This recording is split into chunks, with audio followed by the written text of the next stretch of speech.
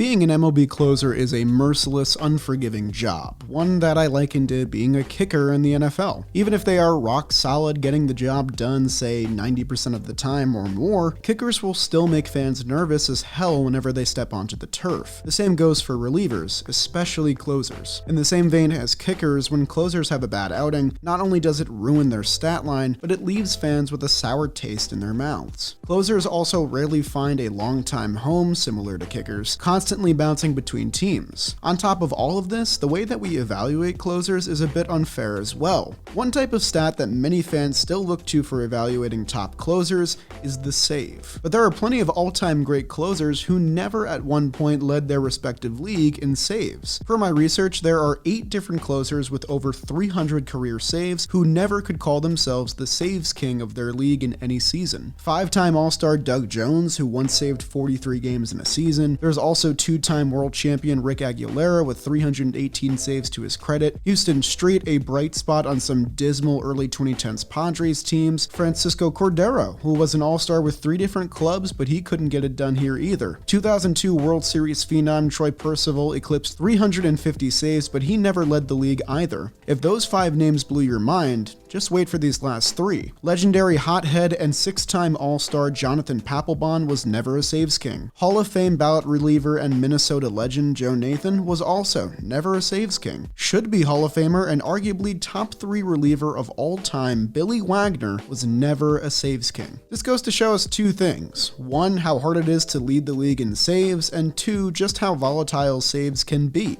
And if you're not convinced yet, how about we talk about someone on the other side of the spectrum? One of the most peculiar relievers ever who actually did lead the league in saves at one point. This is the story of Joe Borowski and his wild 2007 season that makes no sense. But let's set the stage first. Who is Joe Borowski? Borowski was a 32nd round pick in the 1989 draft, and he had to claw through minor league ball for 6 years before getting his first crack with the Orioles. Things didn't get any smoother for Borowski as a major leaguer, bouncing between teams and bouncing between the majors and minors as he tried to find solid footing at the big league level. This went on for the better part of 6 years. After hopping around from the Orioles to the Braves to the Yankees to the Reds, it seemed as though Wrigley Field would be the stadium that Borowski could finally blossom in. It took him 12 years, but at age 31 in 2002, Borowski finally broke out with the Cubs. He put together 2 solid seasons in Chicago, as the Cubs would go from worst in 2002 to first in 2003, going all the way to Game 7 of the NLCS against the Marlins. Don't worry, Cubs fans, we're not going to talk about that series. What we are going to talk about is Borowski's 2.69 ERA over 164 innings in those 2 seasons, not to mention 35 saves along the way. In the latter of those 2 seasons, Borowski became an MLB closer for the first time and locked down 33 saves in the 2003 season for the division-winning Cubs, the 10th best total in all of MLB. He also dazzled in the postseason with 1 run allowed in 7 2/3 innings and 1 save. The future finally looked bright for the then 32-year-old, but like we mentioned before, the world for relievers, especially closers, is a volatile one. Borowski lost his step in the following 2 seasons, losing his closer role and eventually getting released by Chicago halfway through the 2005 season. He'd subsequently get picked up by the Rays and actually got off to a torrid start in Tampa Bay, setting the then franchise record with 21 consecutive scoreless innings upon arrival. But volatility returned as he got lit up for 14 runs over his last 15 innings, finding himself back on average level and in the free agent market again following that season. He'd get a league minimum contract with the lowly Marlins team and once again found himself in the closer role amidst a mediocre bullpen around him. He was able to rebuild his credibility and value with a respectable 2006 season, converting 36 of his 43 save opportunities. Perhaps the poor performance of the Marlins bullpen, ranked 24th in MLB with a 4.67 collective ERA, shined a light on Borowski's season. He found himself on the market again as a 36-year-old reliever with a murky track record. Naturally, not many teams were running to the phone to get his services, but one team who did were the contending Cleveland Indians, who offered Borowski a 1-year deal worth $4.25 million, in addition to a team option worth the same value the following year. Maybe it made sense at the time, but in doing my research for this video, I was shocked to see Borowski get offered this kind of deal. But this is where our story truly begins. Cleveland kicked off the season by winning 6 of 9, but despite their success, Borowski struggled early on, with 3 runs allowed in his first 5 1/3 innings. Still, he went 5 for 5 in his first opportunities for saves, and in opportunity number 6, Cleveland was set up for a decisive 6-2 victory against the Yankees on April 19th when they brought in Borowski to wrap things things up. He would get the first 2 outs cleanly, and then seemingly out of nowhere, a Josh Phelps solo home run, then a Jorge Posada single, a Johnny Damon walk, and back-to-back RBI singles from Derek Jeter and Bobby Abreu. Suddenly, Cleveland stared down the barrel of an impossible comeback. Still up 6-5 and still 1 out away from sealing a win, Borowski squared off against Alex Rodriguez.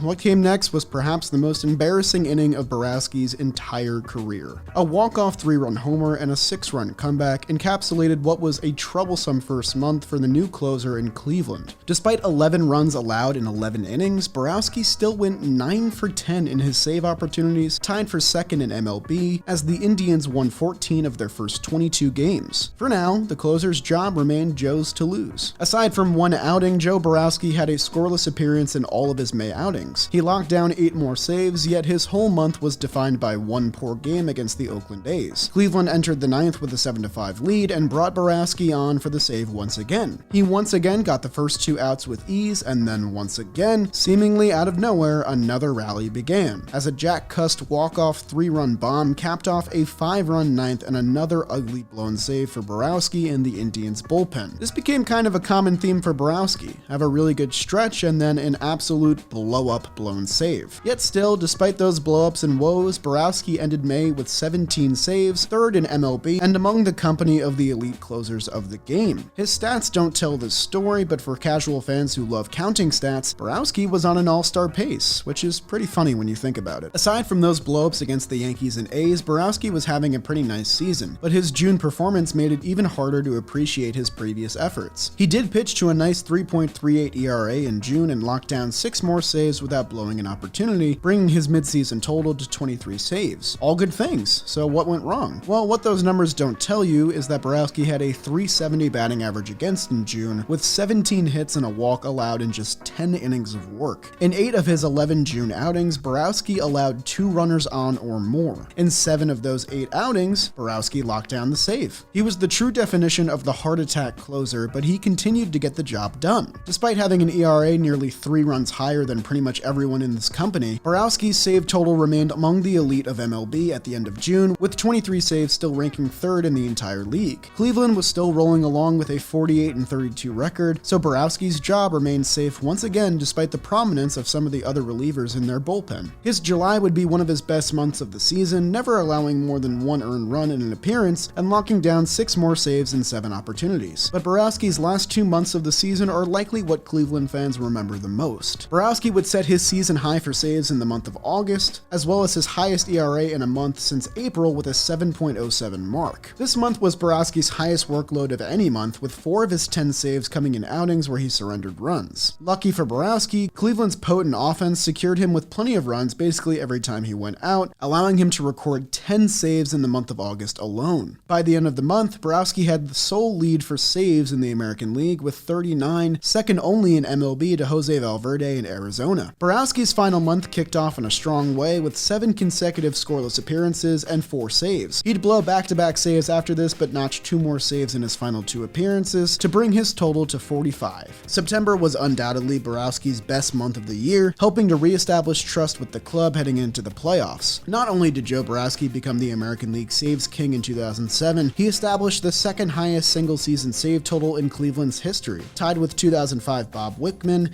and only trailing 1995 Jose Mesa, who had just 1 save more. Borowski is a top 10 Cleveland reliever all-time by amount of saves, which is just incredible. Borowski wouldn't be used in either of the first 2 Cleveland wins in the ALDS, instead appearing in Game 3 and Game 4, locking down the series-clinching save in the latter and getting his revenge against the Yankees. He'd locked down Cleveland victories in Game 2 and Game 3 of the ALCS, helping the Indians gain a 3-1 lead over the Red Sox. But we know by now what the Indians tend to do with 3-1 leads, and it wasn't long before Boston stormed back to win the pennant and eventually the World Series. And that's pretty much the end of the book on Joe Borowski. He pitched for Cleveland again next year, but his luck finally ran out as his stats worsened. After 12 years in the big leagues, Joe Borowski decided to retire at age 37. Not bad for a 32nd round pick who at one point bounced around from 5 different teams in 3 years. But you may be wondering, how in the world did a guy with a 5.07 ERA lead his league in saves? Well, Borowski had some extreme splits that are really hard to understand. In save situations, Borowski owned a respectable 3.73 ERA and 1.30 whip with 48 strikeouts in 50 2/3 innings.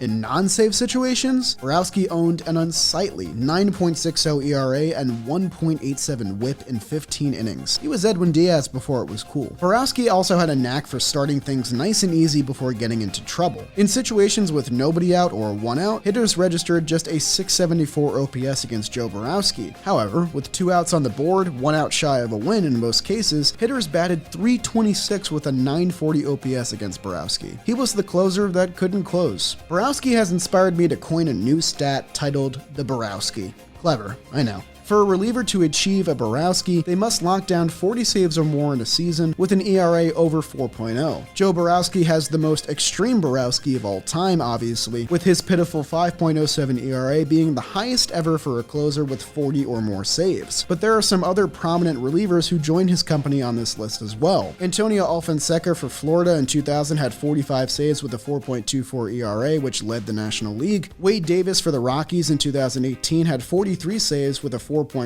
ERA, which also led the National League. Bobby Jenks for the White Sox in 2006 had 41 saves with a 4.0 ERA, and rounding out the list is Brian Wilson for the Giants in 2008 with 41 saves and a 4.62 ERA. With more teams embracing the closer by committee system and relying less on just one reliever so much, there very well may never be another Borowski season again. So let's truly appreciate these 5 men who put the fans of their respective teams in agony pretty much every single time that they took the mound. Even though they made everyone in the building nervous, they still somehow managed to get the job done time and time again. Anyways, that's all I got on relievers for today, but now a quick word from today's sponsor, Canadips. Yes, once again, Canadips is sponsoring my video, and because they have such appreciation for the John Boy family, they're going to return the generosity with the Ultimate Fan Giveaway. The Humboldt County Dip Heroes are here to bring you the pilgrimage of a lifetime with an opportunity to enjoy the sweet Georgia breeze at Golf Mecca. As I mentioned last time, you should definitely check out all the products on their website right now, but this giveaway offer is once in a lifetime. Kick back at a luxury hotel and enjoy the salad days of summer with the golf gods April 9th in Augusta. The Canadips crew is offering a $15,000 trip to the Masters with one lucky winner. Follow the link in the description and add your email and phone number. That's it. That's how you enter. And what better way to celebrate the links than the new Clean Peach flavor? The Clean Peach pouches combine the southern juice of Georgia peaches with the incredible water-soluble technology of Canadips CBD. For Canadips CBD, it is filled with the taste of the creamy sweetness of stone fruit and vanilla bean. Head to CanadipsCBD.com and take full advantage of this badass offer on the Peach Pack for 30% off with the code OLIVE30. Big thanks to my friends over at Canadips for sponsoring another video, and I'll see you guys next time.